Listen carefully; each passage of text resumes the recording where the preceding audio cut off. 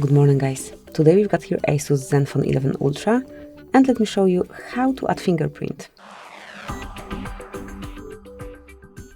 First of all, open the settings, then find and select security and lock screen, and go to fingerprint.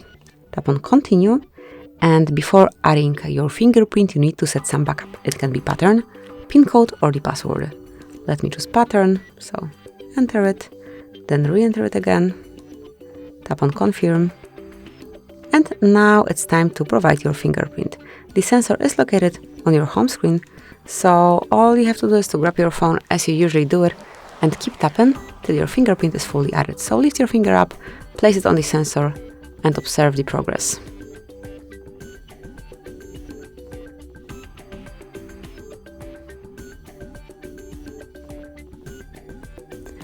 And as you can see, it has been done.